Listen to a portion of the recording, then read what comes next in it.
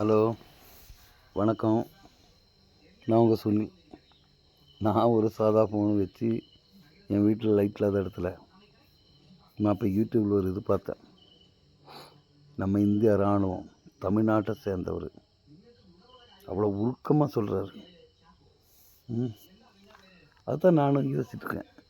நம்ம இராணுவத்துக்கு ஒன்றும் இல்லை, என்னால் முடிஞ்ச இப்படி பேசத்தான் முடியும். என்கிட்ட ஒன்றும் இல்லை. எல்லாமே நம்ம இப்போது அவர் சொல்கிறார் பேட்டியில், நம்ம இராணுவத்துக்காக ஒரு ஆறுதல் நம்ம சொல்ல முடியுது. நான் இப்போ 2-3 பேட்டியில் அவங்களுக்கு ஆதரவாக நான் சொல்லிகிட்ருக்கேன். எனக்கு அறிவு கேட்டது நான் சொல்லிகிட்ருக்கேன். விவாதம் நடத்துகிறீங்க, அரசியல்வாதிகளை வச்சு இப்படி சண்டை போடுறாங்க. அவங்களுக்காக நம்ம ஒரு கட் அவுட் எத்தனையோ சினிமா நடிகனுக்கு வச்சிட்ருக்கோம். அவன் சினிமாவுக்கு தான் இருக்கிறான், அவன் சம்பாதிக்கிறதுக்கு. அரசியல்வாதிகளுக்கு, திருடங்களுக்கு நம்ம வைக்கிறோம் கட் அவுட். அதெல்லாம் அவங்க பொழப்பு. நம்ம இராணுவத்துக்காக இந்த யூடியூப் வச்சு நடத்துகிறவங்களும் பல இது வச்சு நடத்துகிறவங்க இருக்குது, டிவிக்காரங்க. அவங்களுக்காக மனசை உங்கள் நெஞ்சை தட்டி சொல்லுங்கள். அவங்களுக்கு ஆறுதலாக நம்ம ஒரு இது எடுக்கிறோமா, பேட்டி சொல்கிறோமா, இல்லை ஒரு இது நம்ம அவங்களுக்கு நன்றி தெரிவிக்குமாமா. டெய்லி டிவிக்காரனுக்கு ரேட் ஏற்றணும், யூடியூப்காரனுக்கு அவங்களுக்கும் காசு கிடைக்கணும்.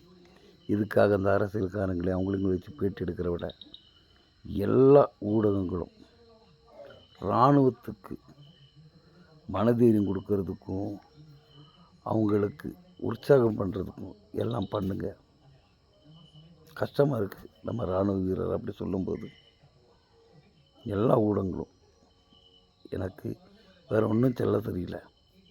எல்லோரும் நம்ம இராணுவ வீரர்களுக்கு ஆறுதலாக, அவங்களுக்கு பக்கபலமாக நாங்கள் இருக்கோம். நம்ம 110 கோடி ஜனமாக 130 கோடி ஜனம் இருக்குது. எல்லோரும் உங்களுக்கு பக்கபலமாக இருக்கும்ன்ட்டு